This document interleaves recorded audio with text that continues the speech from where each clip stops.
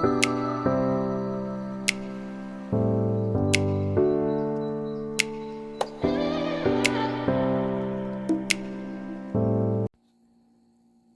y'all, it's your girl Rachella. Welcome back to another video of Faith Walk, Faith Talk. Okay, today I just wanted to talk to you guys about modesty and how Jesus has just kind of changed my own wardrobe. Okay, for one, I'm going to start off and say that in my journey of modesty, my modesty does not look like the people from back in the day where they were covered completely to head to toe. That's not where my modesty is at in this moment. It is a journey. There is like steps to take in order to get there. I am not there yet, and I don't know if God's going to lead me there, but that's the modesty for me right now. But a little bit of backstory. So what happened with me in terms of modesty is I tried very much so to look like the world. Growing up, I'm the oldest kid of like 4 kids, total of 6 people in the house. So, you had to kind of save where you could. But because of that, so when we went to the store, we could only get like certain clothes that were like cheap but durable, but were of good quality and were going to last us a long time. It wasn't about if it was Abercrombie and Finch. It wasn't about if it was Hollister. It was like, does this look nice and is it affordable? So I ended up wearing a lot of t-shirts. To me, they were ugly because I didn't look like everybody else, and I really, really, really wanted to fit in. But that was my backstory on clothes. Like growing up in high school, I didn't really get to choose the clothes I wanted. And then when I had money to choose them, once I turned 16, I got a job, but I also got a cell phone at the same time, and I started driving a car. So my parents were like, if you want the car, it is your responsibility to put gas in it. If you're going to keep the phone, it's your responsibility to pay for it. So I made my priorities. Clothes, unfortunately, was not one of them. I kept gas in the car, kept my bill paid so I could continue to keep it and have it. But I was upset when my sister, when she turned 16, she didn't have all of those responsibilities all at once. She had a job, but all she needed to pay for was a phone bill because my parents just didn't have a car in that moment to let her use and drive and practice in. We only had the one that I was using. So she had extra money to go buy the clothes that I could not. But however, in college, once I got there, I started saving up money over the summer, buying my own clothes, buying the stuff I wanted. I bought crop tops. I bought like dresses that showed so much skin. I thought they was really cute, but I was really uncomfortable in that stuff. But I continued to buy it. I continued to try so hard because I was like, this is me. This is what I've always wanted. I'm going to do this for me. And then God convicted me about almost a year ago. And he was like, the scripture that's like, be not conformed to this world, but be ye transformed by the renewing of your mind.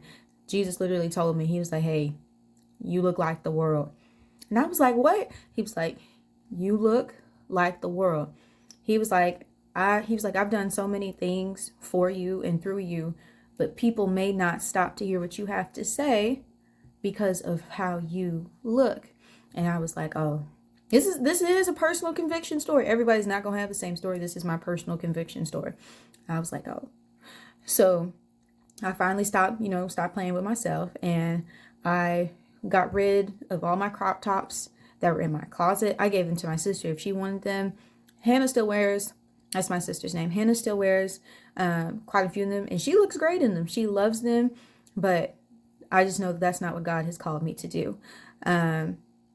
And I have more t-shirts. I went through a season where I tried to get rid of my t-shirts, and I have so many more of them back. I still have like a pair of shorts that I'm kind of iffy on. They're not, they're not booty shorts because I don't get down like that. Some areas just should not be windy. But I only wear them rarely on occasion right now. God has not yet said anything to me about the shorts. And I think it helps too that in my job, I work five days out of the week, get 2 off. I'm mostly in professional like garb, professional attire. business casual. And that's really the type of wardrobe that I wanted, because I thought that was a classier look anyway. So I guess it worked out. And so what I am currently in the process of doing is I cannot, that's something God has stressed me. I cannot purchase any more crop tops at all. Period. Finito. That's done.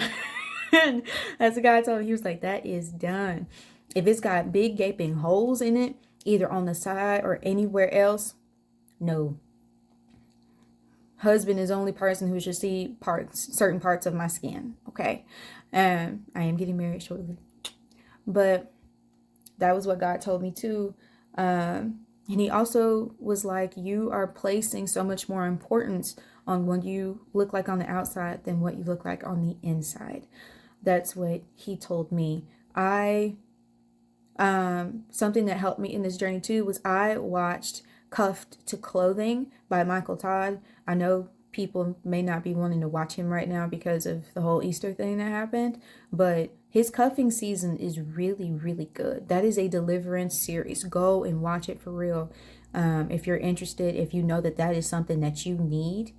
He talks about so many things, cuffed to convenience, cuffed to cash, about how we're putting these things before God, or we're not honoring God in the way that we should. And just watching it, it was so good. He was like, your heart is more attached to looking a certain way than serving God. Let me go back in my notes and see what was one of the things that stuck out to me about that.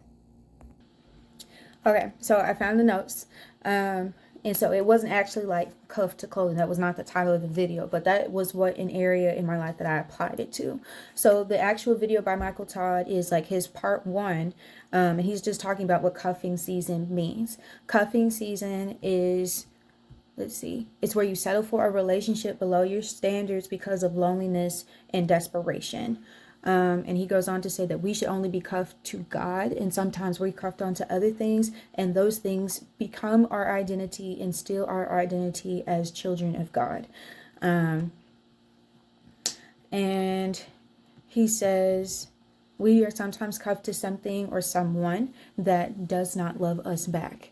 When I was in those clothes, I had some family members tell me, these clothes are not you. This is not you. And I was so insistent that they were, because I so badly wanted to be a part of something that just wasn't meant for me. I just was not meant to wear the crop tops. And I'm not shaming anybody for who does. I'm just sharing my personal conviction. I just wanted so badly to fit in, but that's not what God called me to do. He did not call me to look like that. Like right now, I'm wearing leggings and a t-shirt. That God is okay with that. God told me that he is okay with me wearing that. And so, and two, asking God, just, God, do you like this outfit? Is this outfit okay? That really kind of helped with when I go into the store to buy something now. I'm like, what is the first thing somebody's going to think when they see me in this outfit? And for some of the outfits that I used to wear, now I only wear them in the house. Now I only wear them in the house. Not the crop tops. I gave all those away. But if I had something that was too tight, and people would tell me they was too tight.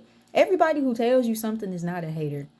Let me say that. Everybody who tells you something about you, they're not always hating. Sometimes they are trying to help you. But to me, the parameters that God had set in place, they didn't make sense. And I tried so hard. Michael Todd continues in this message for part 1, and he uses Samson in Judges 13, how God gave Samson specific orders: do not cut your hair. And Samson, he continued, playing around the parameters God had given him. He continued, gave excuse after excuse of oh, this is the key to my strength, and every piece of it was slowly getting closer to his hair. If you tie, I think his hair was tied in 7 bands or something like that, his strength would be taken. But when Delilah did that and his strength wasn't taken, she was so hurt. She was so shocked. Thing that stuck out to me the most in this sermon by Michael Todd is that the greatest version of God is us when we're following the parameters. God is so glorified when we're being obedient to him, and when he can be happy in our obedience, because there's that scripture that talks about obedience is better than sacrifice. There was another sermon that Michael Todd had. It was called Cuffed to Cash, I think. It was either Cuffed to Cash or Cuffed to Conviction. I've watched all of them. Sometimes I get them confused, but I took notes for all of them too. I was in there. But he was talking about how sometimes, no, it was called Cuffed to the Clock. There it was. He was like, sometimes us as Christians will give these big, glorious tithes, but we won't do the little things that God told us to do. He was like, and he did a representation of God. He was like, oh, that $50 that you gave in tithes, that was nice. But did you go talk to that lady at the corner of the street and offer her some help like I told you to do a couple days ago?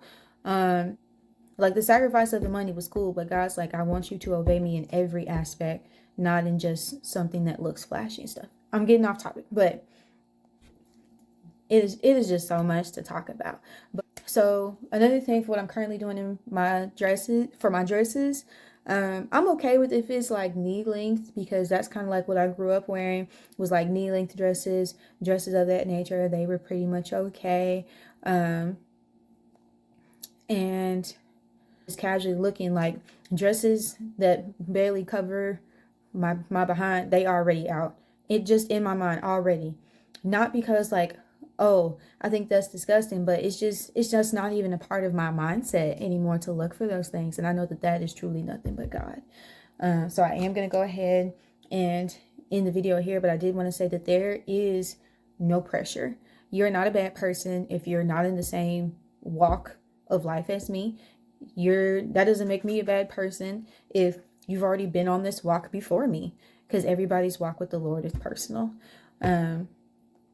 And it's very important for us to move when God tells us to move and not when man expects us to move.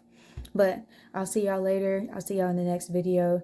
I'm going to go ahead and tell y'all this is probably going to be a double upload week. I missed last week, so sorry, because of some trials. I was going through the trenches. Trials and tribulations were happening, but we're okay. We're here.